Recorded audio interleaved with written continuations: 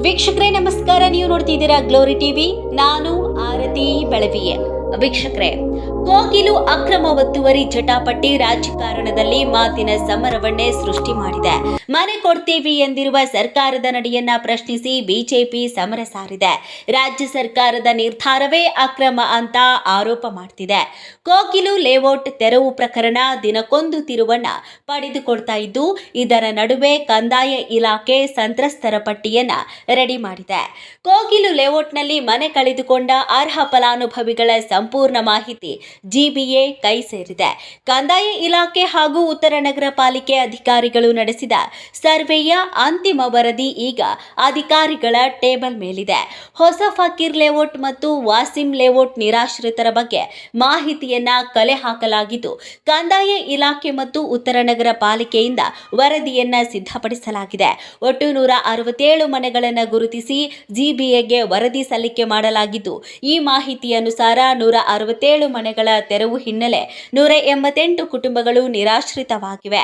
188 ಕುಟುಂಬಗಳ ಪೈಕಿ 1,007 ಸದಸ್ಯರು ಅಧಿಕೃತ ನಿರಾಶ್ರಿತರು ಅಂತ ಹೇಳಲಾಗಿದ್ದು, 188 ಕುಟುಂಬಗಳ ಮುಖ್ಯಸ್ಥರು, 425 ಜನ ವಯಸ್ಕರು, 304 ಮಕ್ಕಳು, 156 ಮುಸ್ಲಿಂ ಕುಟುಂಬಗಳು, 31 ಹಿಂದೂ, 1 ಕ್ರಿಶ್ಚಿಯನ್ ಕುಟುಂಬ ನಿರಾಶ್ರಿತವಾಗಿದೆ ಅಂತ ವರದಿಯಲ್ಲಿ ಹೇಳಲಾಗಿದೆ.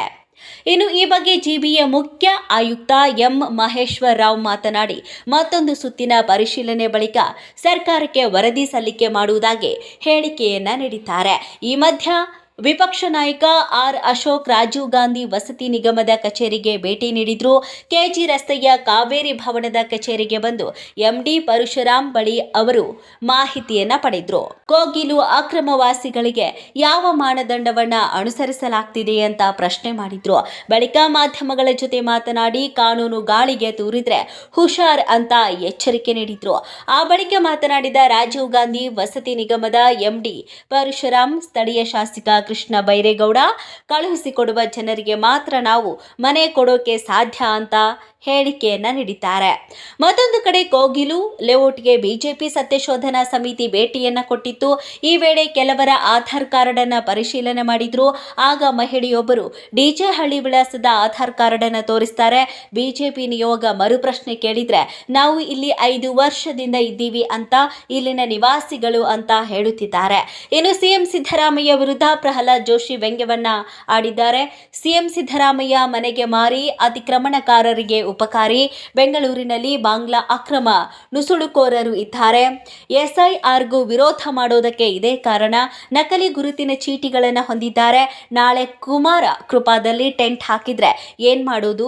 ಹಿಂದೆ ದೆಹಲಿಯಲ್ಲಿ ಕಾಂಗ್ರೆಸ್ ಹೈಕಮಾಂಡ್ ನಡೆಯುತ್ತಿತ್ತು.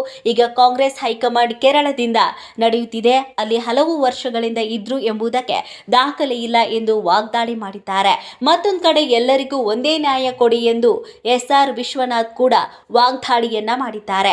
ಕೋಗಿಲು ನಿರಾಶ್ರಿತರಿಗೆ ಕೊಡಬೇಕು ಅಂತಿರೋ 1 BHK ಫ್ಲಾಟ್ ಮೌಲ್ಯ 13.2 ಲಕ್ಷ ರೂಪಾಯಿ ನಿಗದಿಯಾಗಿದೆ. ಆದರೆ ಸರ್ಕಾರ 11 ಲಕ್ಷಕ್ಕೆ ಫ್ಲಾಟ್ಗಳನ್ನು ನೀಡುವ ಸಾಧ್ಯತೆ ಇದೆ ಅಂತ ಹೇಳಲಾಗ್ತಿದೆ. ಮತ್ತಷ್ಟು ಸುದ್ದಿಗಳಿಗಾಗಿ ನೋಡ್ತಾ ಇರಿ ಗ್ಲೋರಿ ಟಿವಿ. ಲೈಕ್ ಮಾಡಿ, ಶೇರ್ ಮಾಡಿ, ಸಬ್ಸ್ಕ್ರೈಬ್ ಮಾಡಿ. ಇದು ನಿಮ್ಮ ಶಕ್ತಿ.